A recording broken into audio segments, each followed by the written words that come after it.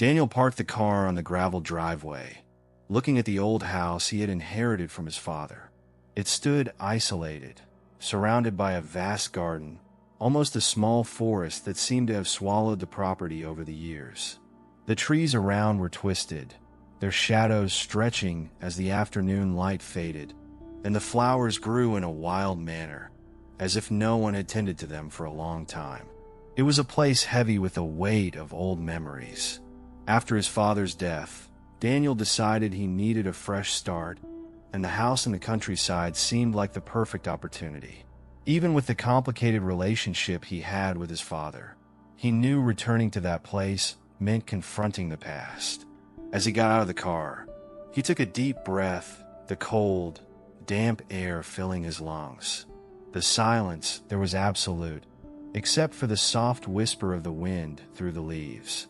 Inside, the house was dusty but intact. The furniture covered with white sheets looked like ghosts lurking in the corners of the rooms. Daniel walked through the dark hallways, trying to rekindle memories of when he was a child visiting the house with his family. It was difficult.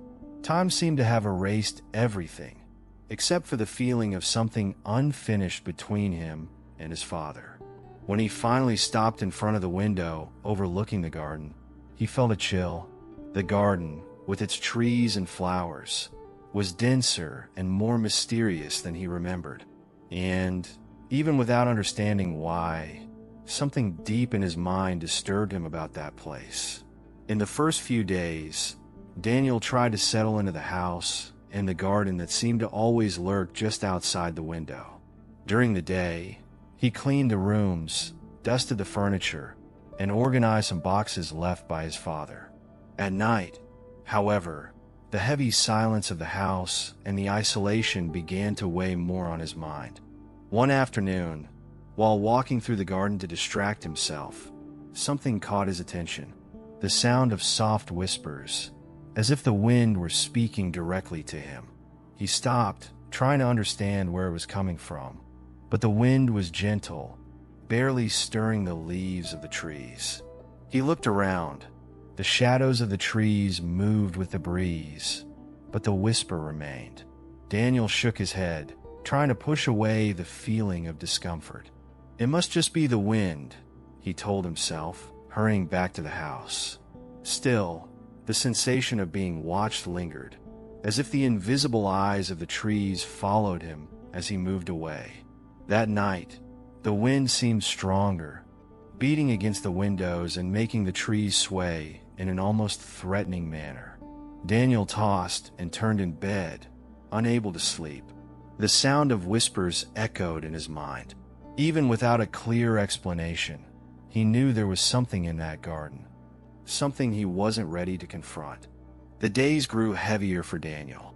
The garden seemed to expand in his thoughts, occupying his mind even when he was inside the house, away from the trees and flowers that subtly moved in the wind. The whispers were clearer now, and he began to discern words, disjointed phrases that emerged as he walked among the trees.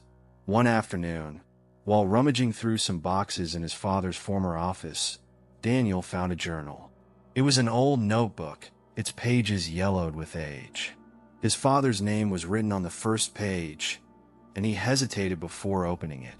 The initial entries were mundane, describing daily life in the house and the countryside. But as he read on, the entries became stranger. His father mentioned the garden, describing it as a place of secrets, and saying that the family always knew the garden held their stories, their souls.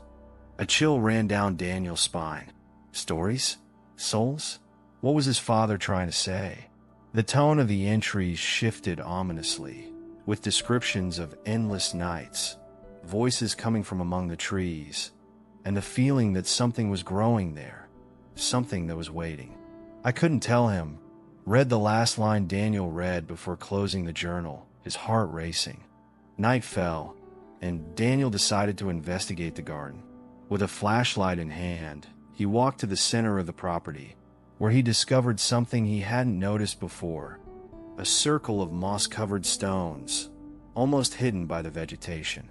Old gravestones, engraved with the names of family members he barely knew. He felt a shiver. There, in the center of the garden, the air felt heavier, as if the place were waiting for him. And the whispers, they had never been louder. The night was especially dark when Daniel was awoken by a loud noise from outside. The whispers had transformed into something more, almost like muffled screams echoing through the garden. He got out of bed, heart racing, and grabbed the flashlight. Something inside him knew he needed to return to that circle of stones he had discovered. With cautious steps, Daniel left the house and walked into the garden. The shadows of the trees seemed to move oddly, as if they were watching him. Upon reaching the center of the garden, where the old gravestone stood, he saw a figure among the trees. It was a tall, human-like shape, shrouded in shadows, moving slowly towards him. His body froze for a moment. He recognized that figure. It was his father, or something that looked like him. The shape was distorted, as if molded by darkness, and the face was covered with an expression of anguish, the eyes fixed on Daniel. "What do you want?" Daniel whispered, his voice trembling. The spirit of his father raised a hand, pointing to the gravestones around. "You need to know," the voice murmured, echoing among the trees.